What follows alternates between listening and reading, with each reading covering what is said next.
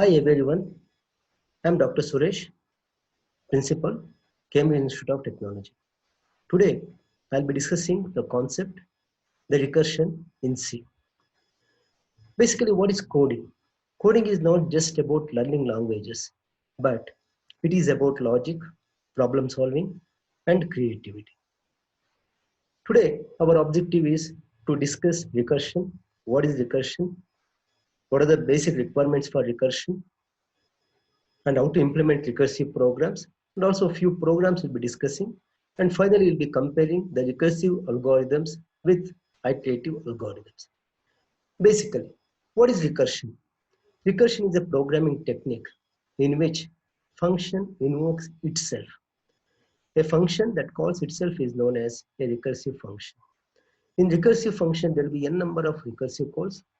The call is recursive call, and the process of function implementation is recursion. Let us see. Let us take a small program. Here, I'm printing best wishes. The main is a function. Inside main, I'm printing a message, best wishes. Afterwards, again, I'm invoking the same function main. When you run this program, the best wishes will be printed infinite number of times. Look at other program. Here, the main function, inside a main function, I'm calling a test function. The control goes to test function. In test function, I'm printing a message, best wishes. Again, I'm invoking test. In both the program segment, the output is going to be the best wishes will be printed infinite number of times. Here, the same function is called again and again. So we are using the concept of recursion. How recursion works? The recursion works like this. In the calling function, we are going to call a recursive function. And in the recursive function, we are performing some action. And after performing some action, again, we are calling the same recursive function again and again. How long we have to call the same function again and again? Until terminating condition is satisfied. If there is no terminating condition, it leads to infinite loop. From this, what is our conclusion? To write recursive program, we must have minimum two requirements. The first requirement is going to be terminating condition. Why terminating condition? To avoid infinite looping. Also, we need the help of stack. What is stack? For each program, the operating system is going to allocate the main memory. That main memory we are going to use as a stack space. Thus, in stack space, we are going to preserve the local variables, and also we are going to use the stack to store and restore the recursive function and its arguments. The stack basically works on the principle the last in first out. It is a data structure. It works on the principle last in first out. Here basically we perform two operations. One is going to be push operation, one more is going to be pop operation. What is push operation? Where we are going to insert an element into the stack. In the pop operation, we are going to delete or remove an element from the stack. Fine. Let us take few programs to understand how recursion works. To begin with, let us take an example of to find sum of n natural numbers. Natural numbers summation we would like to perform. For that, we'll be writing a function sum. Here sum is a function. We are passing n as a parameter. That is, your objective is to find sum of n natural numbers. And if the condition is true, we are going to call the same function again and again. If the condition is false, we are going to come out and then we are going to return the value 0. Initially, we are going to pass n. If n is not equal to 0, what we are going to compute? So we are going to take the value of n and plus we are going to invoke the same function, sum function, by passing n minus 1. The process of calling the same function, the recursive calls, keeps on repeating again and again until the condition is false. When the condition is false, when n equal to 0, condition is false, and then you come out. When you come out, and then you're going to return the value 0. Let us trace how this program works. So our objective is to find sum of natural numbers up to 3. So that is 1 plus 2 plus 3 we want to compute. So first time we are passing 3 and 3 is not equal to 0. Yes, we are going to call the sum function by passing to the using computation 3 plus sum of 2. And then again, we are going to check is 2 is not equal to 0. Yes, condition is true. 2 plus sum of n minus 1. And again, we are going to pass 1 plus sum of n minus 1. See, again, we're calling the sum function by passing 0. Now, condition is false. When the condition is false, it goes to the return statement, that is terminating condition. What is terminating condition? 0. The final call is going to return 0. That 0 will be, see, passed to the previous call. Previous call was sum of 1, and there we are going to compute 1 plus 0. And when sum of 1 terminates, it goes to sum of 2. When sum of 2 terminates, it goes to sum of 3. And finally, you're going to return the value, the 3 plus 3, that is going to be a 6. In this way, we are computing sum of n natural numbers. What is important is we have a main function. In the main function, we are accepting the variable, that is number value, and then we are going to call a sum function by passing the parameter. We know the parameters which are present in the calling function is going to be actual parameters. The parameters which are used in the call function is going to be the formal parameter. Here actual parameter is number, formal parameter is going to be n. Using some recursive function, we are going to compute the sum of n natural numbers. Finally, the sum function returns returns the answer. That answer will be assigned to result variable, and finally we are going to print the result. At the same time, we are taking the help of the function prototype. Why function prototype? There are two functions here. So we have main function and also sum function. The function prototype is required for the compiler to inform that there is a function present by name sum, and that we are declaring in the beginning of the program. This is how we can compute the sum of n natural numbers. Let us go to the next program. We'll take one most common problem, that is to find factorial of a given number. So we know how to compute factorial of a given number. Suppose we want to find the factorial of 5, 5 into 4 into 3 into 1, 3 into 2 into 1, that is factorial of a given number. As usual, we are using two functions. One is main function, the other is going to be factorial function. In the main function, we are accepting the value of n, and later we are going to call a factorial function. So factorial function, we are going to pass the number which you want to find the factorial. What is the terminating condition here? The terminating condition is if n is less than or equal to 1, that is if n may be 1 or n may be 0, we are going to return the value of 1. Otherwise, we are going to call the same function again and again. Suppose if n is 5, 5 into factorial of 5 minus 1, 4. That is, so 5 multiplied by factorial of 4. We are calling the same function again. Next, 4 into factorial of 3, 3 into factorial of 2, 2 into factorial of 1. Finally, when we pass 1, so 1 is less than or equal to 1, condition is true, then we are going to return. Like this, the recursive function works. Let us verify that with the recursive calls. Let us take a small value n equal to 3. In the main program, I'm accepting the value of n equal to 3. Okay, so I'm calling a function factorial of 3. So now control goes to the recursive function. Here n equal to 3. We are going to check if n is less than or equal to 1. The condition is false. You go to the else portion. What we are doing, n into factorial of n minus 1. 3 minus 1 is going to be 2. So factorial of 3 is invoking a function of factorial of 2. Similarly, when you go to factorial of 2, you are going to again 2 into factorial of 1. The factorial of 2 is invoking factorial of 1. So now the value of n is 1. The condition is true. When condition is true, the factorial of 1 returns 1. So when when it returns 1, the factorial of 1 returns 1, that will be passed to the previous function. So factorial of 2 returns the 2, that will be passed to the previous function. Now 3 into 2, finally the 6 will return to the main program. This is how the factorial of a given number we can find using the recursive function. What is important here is, so we have set of the calling sequence and also returning sequence. Here factorial of 3 is calling factorial of 2, factorial of 2 is calling factorial of 1. So this is going to be a calling sequence, so where the push operation takes place.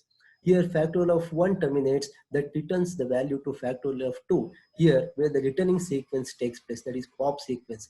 When factorial of 1 terminates, so where the control should go, the control should go to the factorial of 2.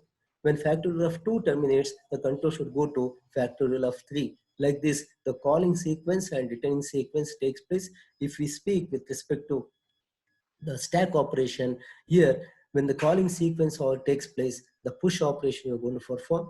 When the returning sequence takes place, the pop operation we are going to perform. Yes. Now, suppose our objective is to find factorial of 5, how it works. So 5 first time, so we are going to compute 5 into factorial of 4. That is factorial of 5 is invoking factorial of 4. Next 4 into factorial of 3. So factorial of 4 is invoking factorial of 3. Factorial of 3 is invoking factorial of 2. And factorial of 2 is going to invoke factorial of 1. Here terminating condition takes place. Now the returning, see now so far you have performed calling sequence and followed by when factorial of 1 returns, 1 is returned, then it goes to factorial of 2. Here the returning sequence, factorial of 2 returns to factorial of 3, factorial of 3 returns to factorial of 4, and factorial of 4 returns to factorial of 5. Here the returning sequence takes place, and also you are going to return the result. Factorial of 1 returns 1, factorial of 2 returns 2, factorial of 3 returns 6, and factorial of 4 returns 24, and finally 24 into 5, say 120, we are going to return to the main function. This is how we are going to compute factorial of a given number. What is important is we have two functions, one is main function, one more is factorial function. Yes. Let us go to the next program. What is our objective here? Our objective here is to find the nth Fibonacci number. What is Fibonacci number? In Fibonacci series, the first two numbers in the Fibonacci sequence are 0 and 1, and each subsequent number is the sum of the previous two. What is the first number? First number is going to be 0. That is always the Fibonacci, the first number is 0, that is 0th number is 0. The first number is going to be 1. To find the second Fibonacci number, it is going to be addition of these two. The 0th number is 0, the first number is 1, and addition of these two is going to get the second Fibonacci number, and third Fibonacci number is going to be like this. See, now addition of these two, 3, addition of this, like this the process repeats. This is going to be Fibonacci sequence. And pictorially we are representing how it works. So suppose I want to find the fifth Fibonacci number. What is fifth Fibonacci number? 0, 1, 2, 3, 4, 5. The fifth Fibonacci number is going to be 5. The sixth Fibonacci number is going to be 8. So our objective is to find the nth Fibonacci number. What is the, see now we are going to write recursive function. What is recursive function? Any recursive function should have terminating condition. Here I have two terminating condition. If n equal to 0, that is, if I want to find the 0th Fibonacci number, the answer is going to be 0. Or if I want to find the first Fibonacci number, if n equal to 1, answer is going to be 1. Otherwise, I'm going to invoke the same function again and again. But point you must observe here is, I'm going to invoke twice. The two times I'm calling the same function, fib of n minus 1 plus fib of n minus 2. That is, to find the third Fibonacci number is going to be, so fib of n minus 1, that is going to be fib of 2 plus fib of 1. In this way, I'm going to compute the nth Fibonacci number. Yes, what is important is every step, so every time I'm going to invoke the Fibonacci function 2 times. So if you look at the program, in the main program, I'm accepting the value of n, and then I'm going to invoke a subfunction. So if n is 5, I'm calling a fib of 5, and here I'm going to find fifth Fibonacci number. How it works? Suppose if I want to find the third Fibonacci number, or how to find Fibonacci of 3, it is going to return, it's going to be the first terminating conditions are not true. Then we are going to check Fibonacci of 2 plus Fibonacci of 1. Again, I'm going to here n value is 2. Again, we are going to check is n equal to 0 and 1? No. When both the conditions are true, again we are going to compute return Fibonacci of 1 plus Fibonacci of 0. Yes, again we go back, but now the terminating conditions are true. So Fibonacci of 1 is 1, Fibonacci of 0 is 0. Now 1 plus 0 is going to be 1, and here Fibonacci of 2 is going to be 1, and Fibonacci of 1 is going to be 1. So 1 plus 1 is going to be 2. Finally, the n value is 3. The third Fibonacci number is going to be, I'm going to get, see, third Fibonacci number is going to be 2. So in this way, I can compute the nth Fibonacci number. So let us take for one more example. Suppose I want to find fifth Fibonacci number. So how to find fifth Fibonacci number is going to be, so fib of 4 plus fib of 3. You compute the fib of 4 independently, compute fib of 3 independently. Finally, these two values we are going to add, you are going to get fib of 5. Again, to find compute fib of 4, so you are going, the recursive calls are going to be like this. Fib of 4 you are going to compute using fib of 3 plus fib of 2. Fib of 3 you are going to compute using fib of 2 plus fib of 1. And to compute fib of 2 is going to be fib of 1 plus fib of 0. Like this, recursively we are going to invoke the same functions again and again. How long? Until our terminating condition is true. Our terminating condition is any one of these. If n is 0, we are going to return 0. If n is 1, we are going to return 1. If these two conditions are not true, we are going to compute this operation again and again. So this is a beautiful example to understand how recursion works. Also, suppose we want to find the sixth Fibonacci number. You want to find fib of 6. How to find fib of 6? The first two conditions are not true. The third condition is going to be fib of 6 is going to be addition of previous two numbers. That is fib of 5 plus fib of 4. So recursively we are going to compute fib of 5.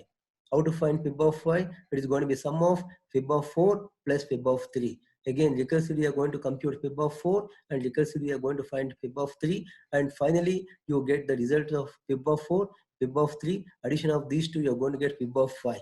So now you compute fib of 4 recursively, and then the fib of 5, you got the result, and fib of 4, you got the result. Addition of fib of 5 and fib of 4 is going to give you fib of 6. See, what is important here is as the value increases, the nth value increases, the number of recursive calls are increasing. This point is important, and as number of recursive calls increases, the stack space also increases. So this is a major limitation of the recursive algorithm. Yes, number of recursive calls when n equal to 5. How many? 1, 2, 3, 4, 5, 6, 7, 8, 9, 10, 11, 12, 13, 14. For n equal to 5, number of recursive calls are going to be 14. But when n equal to 6, the number of recursive calls are still more. It is an exponential algorithm wherein number of recursive calls keeps on increasing exponentially. As the value of n increases, number of recursive calls also increases. Finally, now let us see the difference between iteration and recursion. So in iteration, you can solve the problem for using loops. You can take the help of for loop, or you can take the while loop, or you can take the help of do while loop. What is the mode of implementation? Using loops, you're going to implement, but in the recursion, you're going to call the function again and again. Okay, state defined by the control variable value. We have discussed that in for loop or while loop, we have a control variable I or j, and you are going to define the control variable and then you're going to perform. Here you're going to take the help of the stack. All the local variables will be stored in the stack. Without stack, no recursion works. The progression, the value of control variable moves towards the value in condition. In for loop or while loop, you are going to give a terminating condition. But here you are going to give a base case, that is the terminating condition. Here you are going to give a terminating condition. Here you are going to give a terminating expression. So that is the difference. And when the termination takes place, the loop ends when control variable value satisfies the condition. In case of for loop, for I equal to 1, I is less than equal to n. That is your terminating condition. In the recursion, ends when the base condition is true. What in the base condition? Just now we observed this is our base condition. In case of Fibonacci, if n equal to 0 or n equal to 1 is going to be a base condition. In case of factorial, so if n is less than equal to 1 is our base condition. In case of natural numbers up to n, so if n is equal to 0 is our base condition. So base condition or terminating condition is must when in the case of recursion. Okay, the code size. What is the size of the program? In the iterative, the code tends to be bigger in size. We know that any iteration program, the size of the program is lengthy. But when it comes to recursion, the program size is very compact, the decrease in size. The advantage of recursion is the size of the program is very compact, easy to understand, and easy to debug. Only the problem is you must know how to debug the recursion. Okay, and no, termination state. What about infinite loops? Infinite loops are possible using iteration also, in the recursion also. But in the iteration, what happens? You can construct infinite loop using CPU cycles. But when it comes to recursion, you're going to perform recursion, infinite recursion using the stack. So how long the program works in the recursion? Until stack is full. When the stack is full, you're going to get an error message. That is an exception. You're going to get a message that is called stack overflow message you're going to get, or your system may get crashed. And which is faster, whether iteration programs are faster or recursive programs are faster. But for all simple problems, when the small data, iteration programs are faster, but recursion programs are slower. But as the data increases, the recursive programs are better, especially in the case of divide and conquer, where the given problem you are decomposing into sub-problems. In such cases, the recursions are much, much better. Fine. In summary, so recursion and iterations are just two different code structures with the same end results. Execution of a set of sequential instructions repeatedly. In case of iteration, the set of statements are repeated. In case of recursion, we solve the problem via the smaller subproblems till we reach the trivial version of the subproblem. See, what happens here is in the recursion, the given problem you are going to decompose into subproblems, where subproblems looks like the main problem. In such cases, always we can go for recursion. Most of the games are designed using recursion. What we do in the games, the set of operation you'll be doing again and again until some terminating condition is true. So you are playing a game until some condition is true. So as you go on hit, the points gets increased. Suddenly some termination condition enters, or the health of the game decreases. When health becomes zero, that becomes a terminating condition. Majority of the games we write using recursion.